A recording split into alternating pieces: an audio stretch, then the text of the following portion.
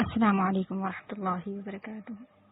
الحمد للہ الذی وکفی وسلام علی عباده الذین اصطفی،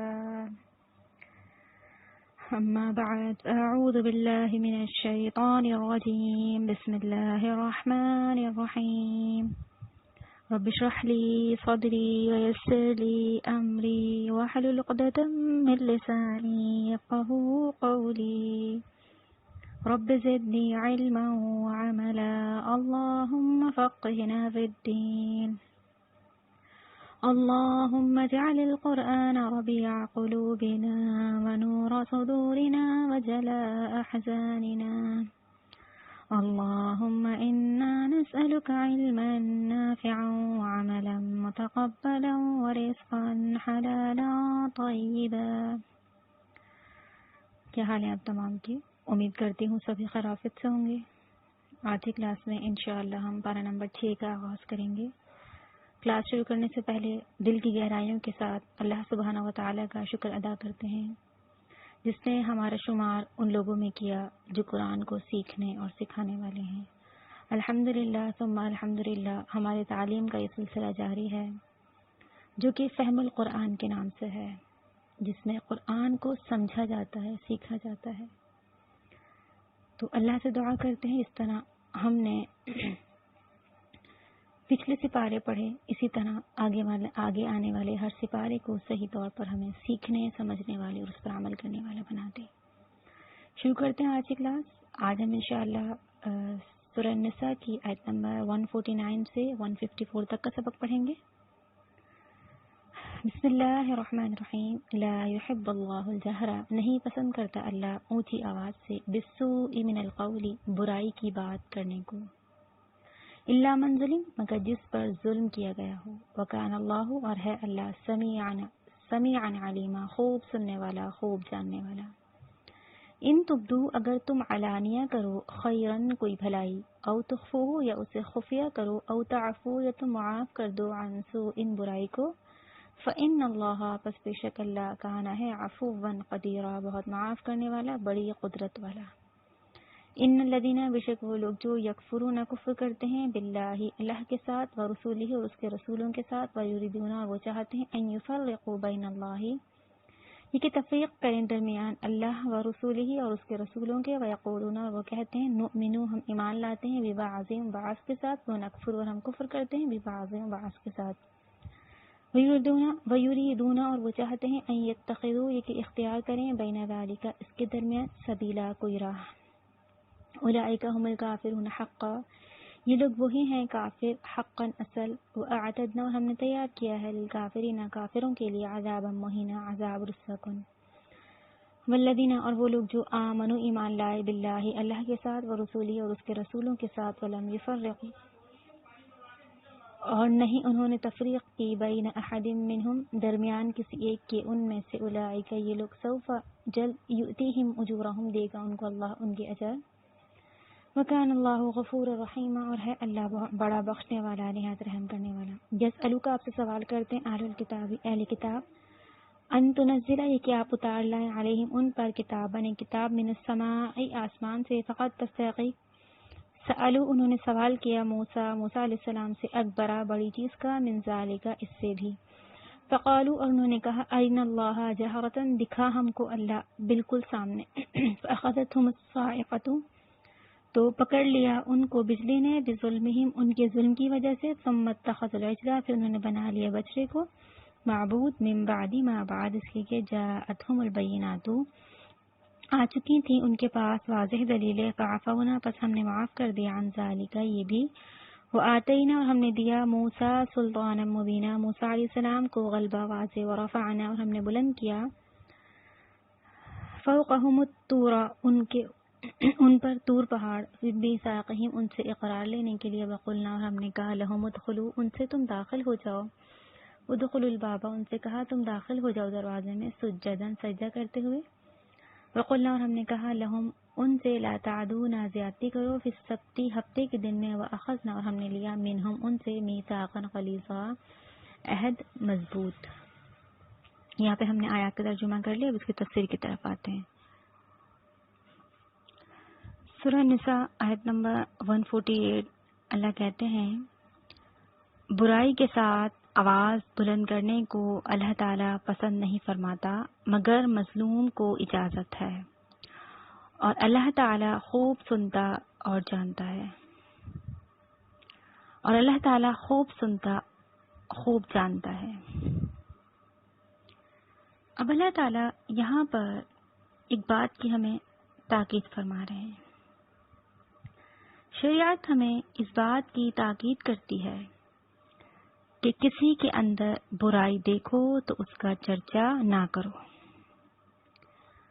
بلکہ تنہائی میں اس کو سمجھاؤ، الا یہ کہ کوئی دینی مصلحت ہو۔ یعنی اگر ہم کسی کو کسی گناہ میں ملوث دیکھیں، کوئی برائی کرتے دیکھیں، تو شریعت نے ہمیں اس کو اس سے روکنے کا ایک طریقہ بتایا کہ اس کی اصلاح کرو، تنہائی میں اس کو سمجھاؤ، نہ کہ اس کی برائی کا تمام لوگوں میں چرچا کرو۔ اگر ہماری نیت یہ ہو کہ ہم فلاں شخص کو نیچا دکھانا چاہتے ہیں، سب محفل میں اس کی کوئی غلط بات بیان کر دیں اور کہیں کہ ہم اس کی اصلاح کر رہے ہیں، تو ایسا کرنے سے شریعت نے منع فرمایا۔ دین کو پھیلانے اور سمجھانے کے بھی چند اصول دین ہمیں دیتا ہے۔ کسی پر یہ ظاہر نہ کرو کہ آپ اس کی برائی کا چرچا کر کے اس کو نیچا دکھانا چاہتے ہو، بلکہ بتا دیا کہ اس کی اصلاح کرو۔ ہاں اگر کوئی دینی مصلحت ایسی ہو کہ اس محفل میں ہی وہ بات کہنی ضروری ہو تو پھر کہا جا سکتا ہے، لیکن اس غرض سے کہ اس کی برائی عام ہو، لوگوں میں چرچا ہو، وہ لوگوں کی نظر میں گناہگار اور بدتر کہلائے، ایسی نیت سے منع فرما دیا گیا۔ جس طرح کسی کی برائی کو کھلے عام چرچا کرنے سے منع فرمایا گیا، اسی طرح کھلے عام علی الاعلان برائی کرنا بھی دین اسلام میں سخت ناپسندیدہ ہے۔ ایک تو ویسے ہی برائی کا ارتکاب ممنوع ہے، چاہے پردے کے اندر ہی کیوں نہ ہو، اور اگر ہم اسے برسر عام کھلے عام اس برائی کو کر رہے ہیں تو یہ مزید ایک بڑا جرم بن جاتا ہے، تو وہ برائی مزید بری سے بری ہوتی چلی جاتی ہے۔ لہذا قرآن نے جو یہ کہا کہ برائی کے ساتھ آواز بلند کرنے کو اللہ تعالیٰ پسند نہیں فرماتا مگر مظلوم کو اجازت ہے، تو دونوں طرح کی برائیوں سے یہاں پہ ہمیں پتہ چلا، ایک تو کھلے عام گناہ کرنا۔ اب ہم یہ سمجھیں کہ کھلے عام اللہ کو پسند نہیں تو ہم تنہائیوں میں گناہ کر لیں، نہیں، گناہ تو ویسے ہی برے ہیں، لیکن کسی چیز پر اڑ کر کھلے عام علی الاعلان برائی کرنا مزید اس پر پختہ ہو جانا ہوتا ہے۔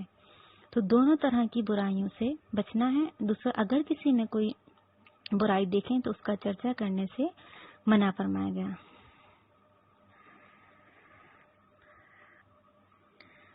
دوسرا یہ کہ اگر ہم تنہائی میں بھی کسی کو سمجھا رہے ہیں تو اس کو سمجھانے کا بھی ایک طریقہ، ایک سلیقہ ہوتا ہے۔ ہمارے پاس الفاظ بہتر ہونے چاہیے، ہمیں الفاظ کا چناؤ آنا چاہیے کہ کون سے لفظ کے ساتھ ہم نے کس کی اصلاح کرنی ہے۔ بعض اوقات ایسا ہوتا ہے کہ ہماری بات بالکل ٹھیک ہوتی ہے لیکن ہم لفظوں کا صحیح استعمال نہیں کرتے، ہمارا لہجہ درست نہیں ہوتا۔ تو دین پھیلانے کے لیے، کسی کو اچھی بات بتانے کے لیے ان چیزوں کا بھی ہم نے خیال کرنا ہے۔ آگے فرمایا الا من ظلم، مگر مظلوم کو اجازت ہے۔ اب فرمایا ظالم کے ظلم کو تم لوگوں کے سامنے بیان کر سکتے ہو، اور اس کی مصلحت یہ بتائی گئی کہ ہو سکتا ہے جس سے فائدہ یہ ہو کہ شاید اگر تم اس کے ظلم کو لوگوں کے سامنے بیان کرو تو وہ ظالم شخص اپنے ظلم سے باز آ جائے، یا اس ظلم کو کم کرنے کی، اس سے تلافی کرنے کی، اس کو چھوڑ دینے کی کوشش کرے۔ اور دوسرا اس کا فائدہ یہ بتایا گیا ہے کہ لوگ اس سے بچ کر رہیں۔ حدیث میں آتا ہے ایک شخص اللہ کے نبی کی خدمت میں حاضر ہوا، کہا کہ مجھے میرا پڑوسی ایذا دیتا ہے، تکلیف پہنچاتا ہے۔ آپ نے اس سے فرمایا تم اپنا سامان نکال کر باہر راستے میں رکھ دو۔ اس نے ایسا ہی کیا، چنانچہ جو بھی گزرتا اس سے پوچھتا، وہ پڑوسی کے ظالمانہ رویے کی وضاحت کرتا، تو راستے سے گزرنے والا ہر شخص اس پر لعنت اور ملامت کرتا ہے۔ پڑوسی نے یہ صورتحال دیکھ کر معذرت کر لی اور آئندہ کے لیے ایذا نہ پہنچانے کا فیصلہ کر لیا۔ اس سے اپنا سامان اندر رکھنے کی اس شخص کو التجا کی۔ یعنی دیکھیں، جس پر ظلم کیا جا رہا ہے وہ آواز اٹھا سکتا ہے، وہ محفل میں، وہ لوگوں میں ظلم کو بتا سکتا ہے۔ ٹھیک ہے نا، یہاں ہمیں یہ بات سمجھ لینی چاہیے۔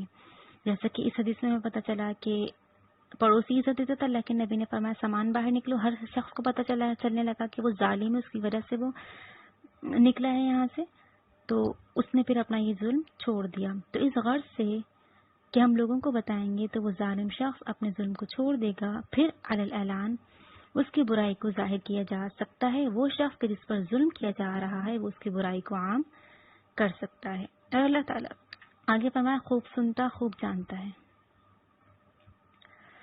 آگے فرمایا اگر تم کسی نیکی کو علانیہ کرو یا پوشیدہ یا کسی برائی سے درگزر کرو، بس یقیناً اللہ تعالیٰ پوری معافی دینے والا اور پوری قدرت رکھنے والا ہے۔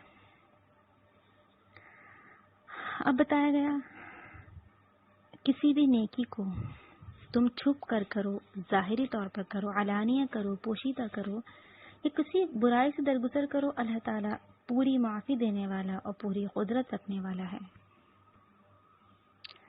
اچھا، یہاں دیکھیں جو ہم نے پہلی آیت پڑھی تھی، اللہ یہ پسند نہیں کرتا کہ کوئی شخص دوسرے کے متعلق علانیہ بری بات کہے۔ تو تفسیر میں یہ بھی آتا ہے کہ مکہ میں مسلمانوں پر مظالم کی نوعیت اور طرح کی تھی اور مدینے میں اور طرح کی تھی۔ مدینے میں یہود منافقین مسلسل مسلمانوں کو دکھ پہنچاتے رہتے تھے، کبھی مذاق اڑا کر، کبھی سازشوں سے، کبھی مکر و فریب کی چالیں چل کر، یعنی ہر طرح سے کسی نہ کسی طرح تکلیف پہنچانے کی کوشش کرتے تھے۔ اب ایسے حالات میں مسلمانوں کے جذبات کا بھڑک اٹھنا ایک معمولی سی بات تھی کہ جب ایک انسان اس قدر ستائے گا تو وہ بول اٹھیں۔ تو اللہ نے ایسے ہی حالات میں مسلمانوں کو بھی ہدایت دے دی کہ کوئی بھی ایسی بات نہ کرنا جس سے فتنے کا وہ باعث بن جائے۔ اپنے جذبات کو کنٹرول رکھنا اسی میں بہتری ہے۔ پھر آگے اللہ کہتے ہیں اگر تم کوئی بھلائی علانیہ کرو یا خفیہ کرو یا کسی کا قصور معاف کر دو تو اللہ تعالیٰ خود بھی بڑا معاف کرنے والا اور ہر بات پر قادر ہے۔ اب آگے فرمایا اے مسلمانوں، اگر تم کسی زیادتی کا جواب بھلائی سے دو یا ظالم کو بد دعا کے بجائے دعا دو یا علانیہ یا خفیہ اس کے بھلائی کی کوئی تدبیر سوچو یا اس کو معاف کر دو تو یہ تمہارے حق میں بہت بہتر ہے۔ یعنی ظالم کے لیے آواز بھی اٹھائی جا سکتی ہے، اس پر ظلم کیا جا رہا ہے وہ علانیہ اپنے ظلم کو روکنے کے لیے بول بھی سکتا ہے، مگر وہ شخص جس پر ظلم کیا جا رہا ہے۔ اب اگر اللہ کہتے ہیں اگر تم یہ کام کر لو کہ جس نے تمہارے ساتھ برا کیا اس سے درگزر سے کام لے لو، بھلائی سے کام معاملہ کر لو اس کے ساتھ، بد دعا کے بجائے اس کے لیے دعا دے دو، اس کے لیے کوئی خفیہ تدبیر ایسی سوچ لو، اس کے قصور کو معاف کر دو تو یہ تمہارے لیے بہت ہی اچھی بات ہو جائے گی، کیونکہ تمہارا پروردگار ہر طرح کی قدرت رکھنے کے باوجود ظالموں حتیٰ کہ مشرکوں اور کافروں کو بھی رزق دیتا ہے اور انہیں مہلت بھی دی جاتا ہے۔ اللہ کہتے ہیں دیکھو میں بھی تو تمہارے قصوروں کو معاف کرتا ہوں نا، تم کتنے بڑے بڑے گناہ کرتے ہو، میں کبھی تم سے تمہارا رزق روکتا ہوں، کبھی تم سے کوئی نعمت ہمیشہ کے لیے چھین لیتا ہوں، تمہیں دیتا ہوں میں۔ اللہ رب العالمین تمہیں عطا کرتے ہیں، تمہارے بڑے بڑے گناہوں کو بخش دیتے ہیں۔ تو اگر تم آپس میں ایک دوسرے کے ساتھ برائی کا جواب بھلائی سے دے دو گے، بد دعا کے بجائے دعا کر دو گے، اس کے قصور کو معاف کر دو گے تو یہ تو بہت ہی اچھا عمل ہو جائے گا۔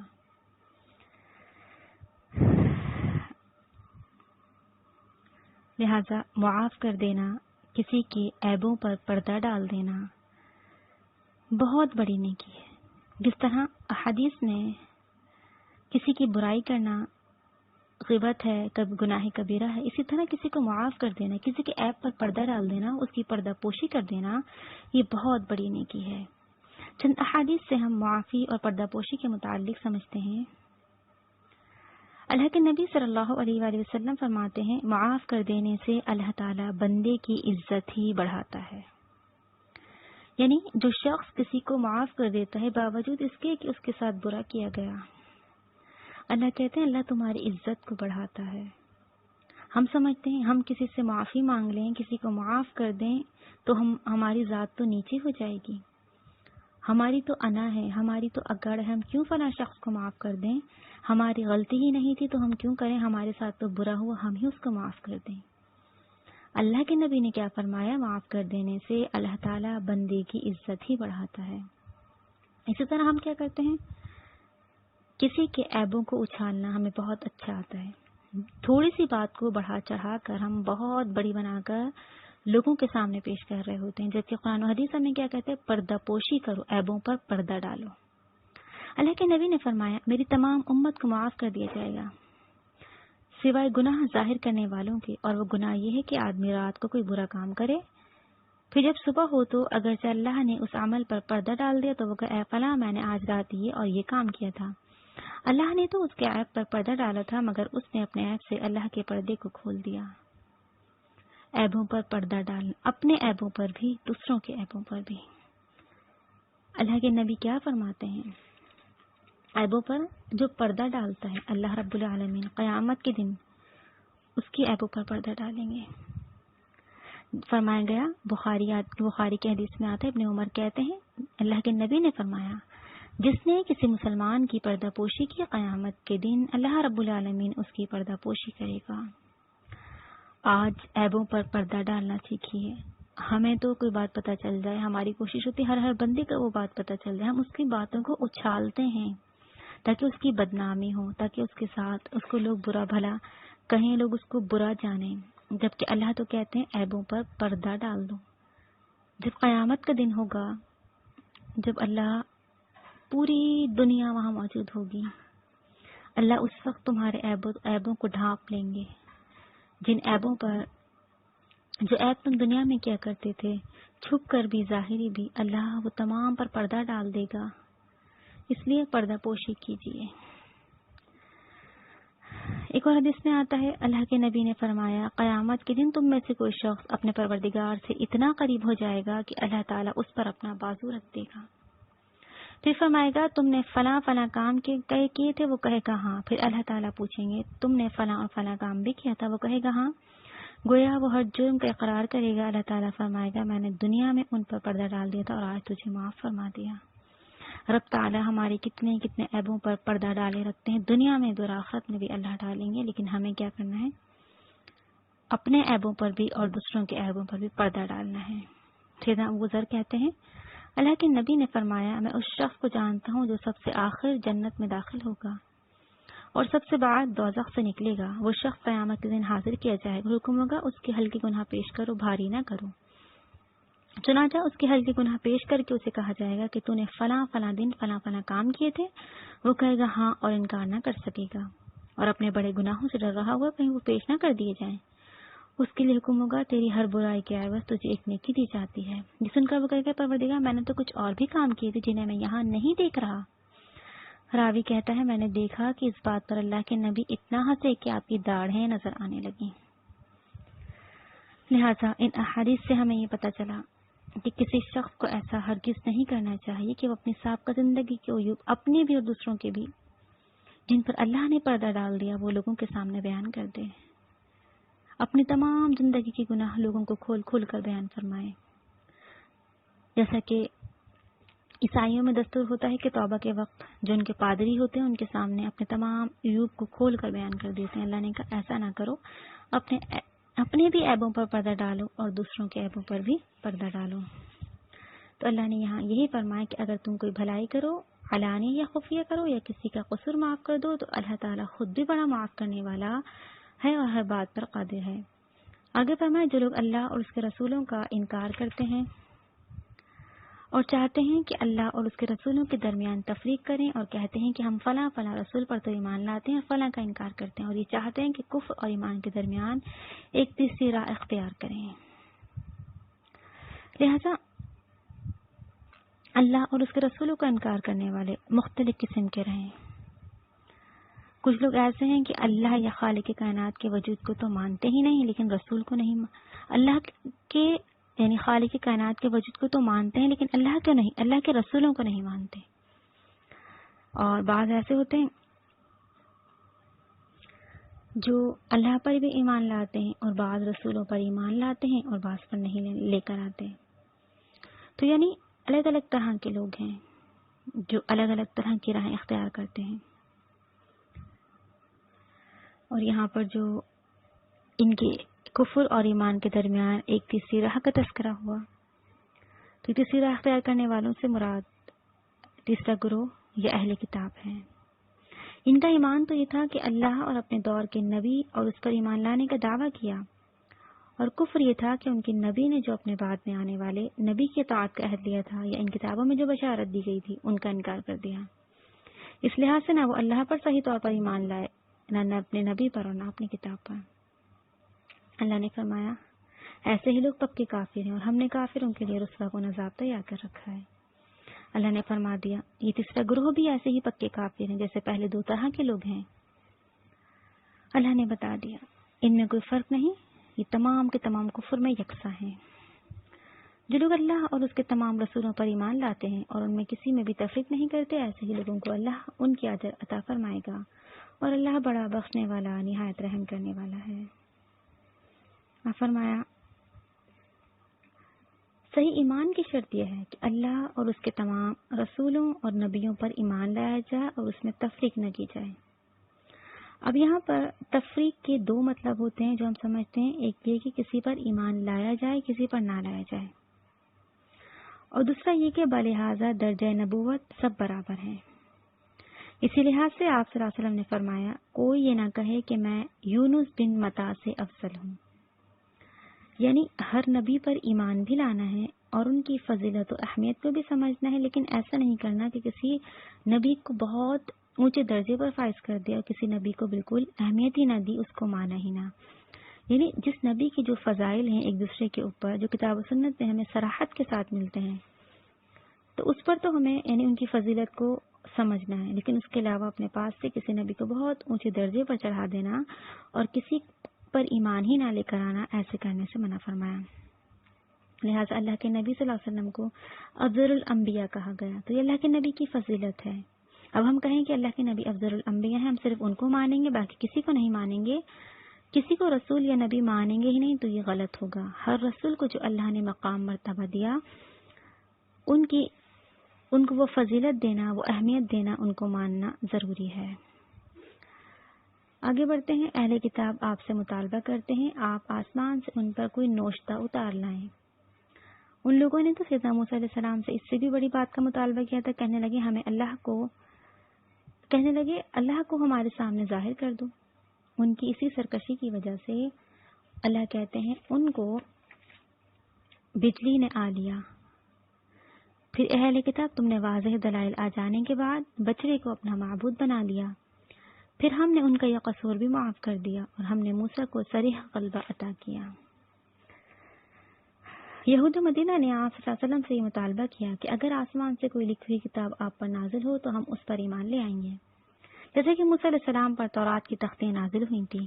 ان کے اس مطالبے کو اللہ نے مختلف مقامات پر کئی طرح سے جواب دیے ہیں، الزامی بھی اور تحقیقی بھی۔ الزامی جواب یہ کہ سوال کرنا اور سوال کرتے رہ جانا یہود کی عادت بن چکی ہے۔ اب سوال یہ ہے کہ جب ان پر آسمان سے تورات لکھائی نازل ہوئی تھی تو کیا یہ اس پر ایمان لے کر آئے تھے؟ اللہ کہتے ہیں انہوں نے تو اس سے بھی بڑا مطالبہ کیا تھا، جو یہ تھا کہ ہم جب تک اللہ کو نہ دیکھ لیں تو ہم جو ہے وہ اللہ یہ بات نہ کہہ دے کہ ہاں یہ کتاب تورات تو میں نے ہی نازل کی ہے، اس وقت تک اے موسیٰ ہم تیرا اعتبار ہی نہ کریں گے۔ اللہ کہتے ہیں اگرچہ اے نبی ان کا ہر مطالبہ سرکشی پر مبنی ہوتا ہے، تاہم موسیٰ علیہ السلام انہیں کوہ طور کے دامن میں لے گئے۔ اللہ کہتے ہیں بھلا اللہ تعالیٰ کی جس تجلی کو خود سیدنا موسیٰ علیہ السلام بھی سہ نہ سکے اور بے ہوش ہو کر گر پڑے تھے، یہ لوگ بھلا کیسے اس کو برداشت کر سکتے تھے؟ چنانچہ جب بجلی کی صورت میں تجلیات ان پر پڑیں تو سب کے سب مر گئے۔ پھر سیدنا موسیٰ علیہ السلام کی دعا سے زندہ ہوئے، جیسا کہ ہم نے سورہ بقرہ میں اس کی تفصیل پڑھی تھی۔ اللہ کہتے ہیں اگر ہم ان کی خواہش کے مطابق کوئی کتاب اتار بھی دیں تو انہیں تو وہی کچھ کرنا ہے جو یہ پہلے کر چکے ہیں، انہیں ایمان لے کر نہیں آنا ہے، انہیں وہی کرنا ہے جو یہ پہلے کرتے رہے ہیں۔ اللہ کہتے ہیں ہم نے بہت سے واضح دلائل عطا کیے، موسیٰ علیہ السلام کو عصا دیا، ید بیضہ دیا.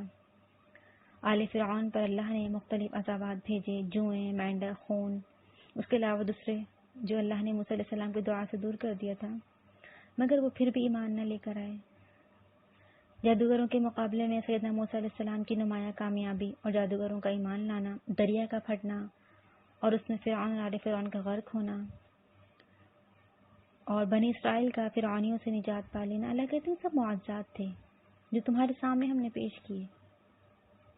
اگر یہ ایمان لانے والے ہوتے تو یہ ضرور ان تمام چیزوں کو دیکھ کر ایمان لے آتے، اس طرح کے مطالبات نہ کرتے، لیکن یہ لوگ ایمان لانے والے ہیں ہی نہیں. اللہ کہتے ہیں انہوں نے بچڑے کو اپنا معبود بنا لیا.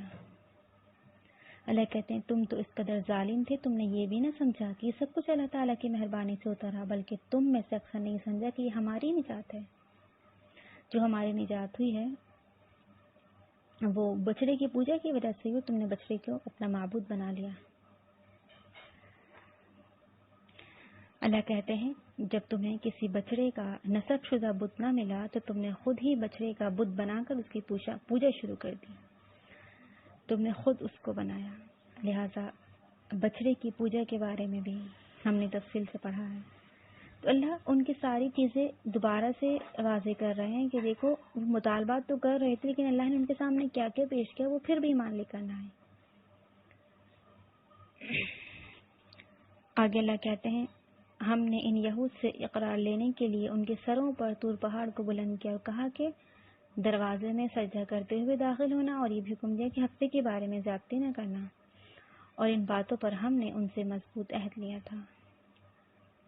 اب اللہ کہتے ہیں دروازے میں سجدہ کرتے ہوئے بھی جو ہم نے کہا تھا کہ یہ پڑھتے ہوئے جانا، لیکن وہ لفظ پڑھنے کے بجائے کچھ اور کہتے ہوئے گھسیٹتے ہوئے گئے. اللہ کہتے ہیں یہ سب ان کے قصور ہیں، اور اللہ نے انہیں ہفتے کے دن میں زیادتی کرنے سے بھی منع فرمایا تھا، جو کہ ہم نے تفصیل سے سورہ بقرہ میں پڑھا اصحاب السبت کے بارے میں کہ انہیں کس طرح سے ہفتے کے دن شکار کرنے سے منع فرمایا گیا تھا، تو وہ کیا کیا کرتے تھے. ٹھیک ہے نا. اور ان باتوں پر ہم نے ان سے مضبوط عہد لیا تھا. اللہ کہتے ہیں ہم نے ان سے مضبوط عہد لیا تھا، لیکن وہ اپنے عہدوں کو توڑنے والے تھے، اللہ کی آیات کا انکار کرنے والے تھے، اپنے عہدوں پر پورا اترنے والے نہ تھے. اللہ بنی اسرائیل کی خامیوں کا تذکرہ فرمانے کے اندر کیا کیا وہ کیا کرتے تھے. اللہ سے مطالبات تو کیا کرتے تھے. اللہ نے ان کو اتنا کچھ عطا فرمایا، اگر وہ ایمان لانے والے ہوتے تو لے آتے، لیکن ان کو ایمان نہیں لانا. تو اللہ نے کہا کہ ہم نے ان سے مضبوط عہد لیا تھا. تو یہاں پہ اس طرح ہم نے اپنی آیات کی تفسیر مکمل کر لی. اللہ تعالی ہم سے راضی ہوئے، ہماری کوتاہیوں کو بخش دے. انشاءاللہ زندگی رہی تو پھر ملتے ہیں. آپ سب اپنا خیال رکھیے گا، دعا میں یاد رکھیے گا. اللہ حافظ. سبحانک اللہم و بحمدک نشہد ان لا الہ الا انت نستغفرک و نتوب الیک. وصلی اللہ تعالی علی خیر خلقہ محمد و آلہ و صحبہ اجمعین برحمتک یا ارحم الراحمین. السلام علیکم و رحمۃ اللہ وبرکاتہ.